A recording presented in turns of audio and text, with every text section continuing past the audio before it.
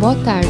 Nesse segmento do Visão Libertária, vamos à crônica libertária narrada por Dagny Taggart, um paralelo entre o livre mercado e os quadrinhos, por Bruno G. Knopf. Muitos de vocês ainda não pensaram sobre, ou mesmo nem sabiam da existência desse mercado que irei falar. Pois bem, estou aqui para traçar um paralelo entre quadrinhos, libertarianismo, mangás e manuás. Nesse exato momento, você pode estar pensando, o que diabos é um mangá ou um manuá? Digo isso pois o termo quadrinho é um termo bem mais popular aqui em Banânia. Então vamos primeiro definir os termos. Primeiro, um mangá é basicamente uma revista em quadrinhos japonesa, que normalmente são criadas por uma ou duas pessoas e vendidas por estúdios. Existem estúdios tradicionais no Japão, desde pequenos até grandes estúdios. Existem até mesmo revistas que são coleções de várias revistas pequenas ou coleções só de quadrinhos de revistas grandes. Embora o mangá tenha surgido no Japão, já é o mais popular em outras partes do mundo. Existem estúdios de produção de mangá em vários outros países. Os mangás têm uma arte típica, que logicamente varia de estúdio para estúdio, mas é bem característica. Além da ordem das páginas ser ao contrário do que estamos acostumados aqui em Banânia, começa de trás para frente. Os manuás, por outro lado, são basicamente quadrinhos sul-coreanos. Vale salientar que esse termo tem dois significados. Dentro da Coreia do Sul, essa é simplesmente a tradução da palavra quadrinho, enquanto fora da Coreia do Sul, tal termo se refere ao quadrinho sul-coreano. Tem um estilo bem próximo dos mangás japoneses, mas incorpora também algumas características próprias. Agora que todos conhecemos os termos, alguém deve estar pensando, o que diabos isso tem a ver com livre mercado e libertarianismo? Aí entra o que eu quero acrescentar. Os quadrinhos ou HQs no formato mais conhecido, que é o americano, é um mercado bem mais fechado. Existem basicamente duas grandes empresas americanas, a Marvel e a DC Comics, que criam e distribuem as HQs mais vendidas. Desse mercado da DC e da Marvel derivaram também todos os filmes que você tem visto por aí e até uma certa rivalidade entre as duas gigantes. Isso não começou assim, lógico. Lembre-se que os quadrinhos não são necessariamente sobre super-heróis. Sempre existiu um grande número de quadrinhos sobre outros assuntos, cômicos, infantis, românticos, aventuras e diversos outros. Mas os super-heróis americanos fizeram tanto sucesso quando surgiram nas HQs americanas nos anos de 1930 que criaram virtualmente um duopólio no setor por lá. Quando começaram a surgir, os super-heróis em quadrinhos eram um trabalho de desenhistas e roteiristas inspirados. Os primeiros super-heróis em quadrinhos, na verdade, não sobreviveram ao teste do tempo. Dr. Occult, Rose Psychic, surgiram em 1935, mas só em 1938, Jerry Siegel e Joe Shuster criaram o Superman, que realmente fez um sucesso enorme. A partir daí, surgiu um mercado que foi se consolidando em torno de algumas poucas empresas. A DC Comics é uma empresa que surgiu em 1934, fundada por Malcolm Wheeler Nicholson, com base principalmente no trabalho de Jerry Siegel e Joe Shuster. A DC é a criadora e detentora do Superman, Batman, Watchmen, Lanterna Verde e sim, claro, a sensação recente do cinema, o Coringa. A Marvel, por outro lado, foi fundada em 1939 por Martin Goodman,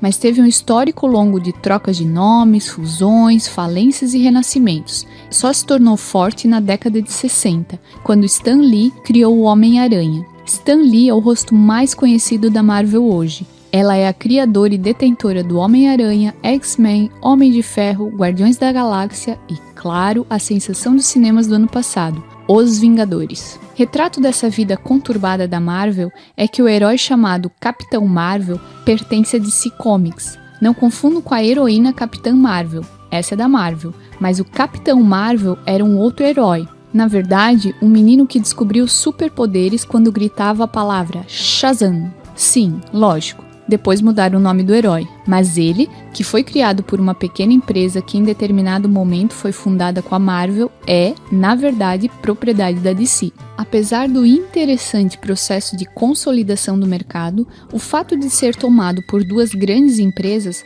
garante que o mercado americano é altamente oligopolista. Se tratam de corporações enormes. Como é padrão de grandes corporações, tendem para a esquerda, para o socialismo. Esse viés socialista de grandes organizações pode ser entendido como uma medida de autoproteção.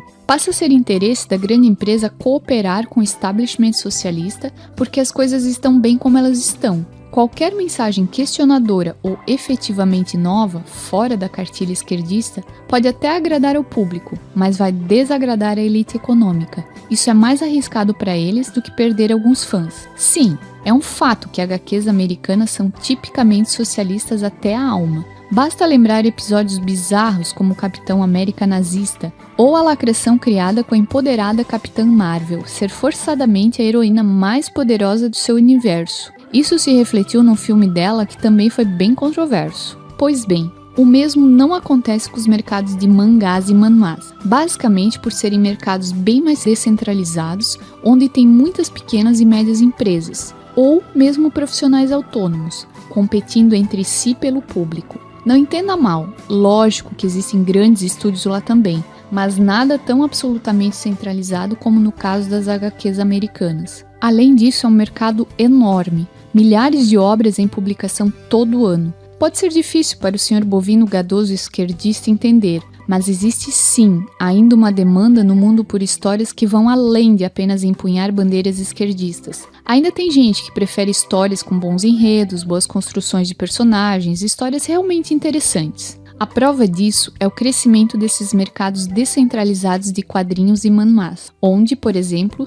os mangás mais vendidos do ano passado, One Piece e Boku no Hero, terem vendido respectivamente 8 milhões e 6,7 milhões de cópias. One Piece é sobre um garoto que sonha em ser o maior pirata de todos os tempos e sai em uma aventura angariando tripulantes enquanto corre atrás do seu sonho. Boku no Hero conta a história de um garoto que nasceu sem poderes, numa sociedade onde 80% das pessoas têm algum superpoder, e ele quer ser um super-herói. Manhwas como Solo Leveling, uma das mais conhecidas, tem mais de 8 milhões de leitores. Solo Leveling se trata de um jovem caçador de monstros que vem para a Terra dos Portais. Ele era considerado fraco, mas consegue poderes únicos de aprimorar e evoluir seu poder, e começa seu caminho para se tornar cada vez mais forte e bem-sucedido. Fazem sucesso não apenas em seus países de origem, mas pessoas do mundo todo têm optado por essas histórias justamente pela qualidade das histórias em si.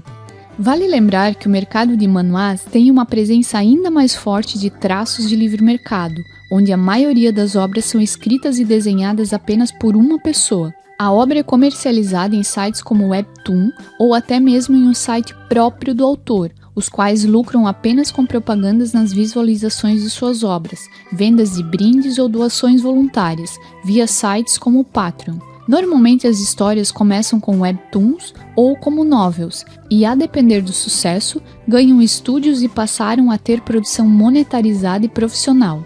O público tem crescido muito, e não será surpresa se acabar desbancando as grandes americanas. Enquanto a DC e a Marvel brigam para ver quem lacra mais com as tiradas socialistas ou de justiça social, vão perdendo mercado para boas histórias, sem preconceito ou discriminação, mas simplesmente focadas no que o consumidor final deseja. Boa história, sem pregação ideológica. Isso nos traz mais uma vez uma bela lição. O Ancapistão já está aqui, porque em essência o Ancapistão é o livre mercado. Ele está nas mais diversas coisas que você nem imagina. Falta só o Estado parar de atrapalhar. A tendência é a humanidade prosperar cada vez mais. Obrigada pela audiência. Se você gostou desse vídeo, não deixe de se inscrever e ativar o sininho para ser avisado de novos vídeos. Você gosta de um dos mangás ou manhwas citados? Concorda com essa ligação com o libertarianismo? Deixe sua opinião nos comentários.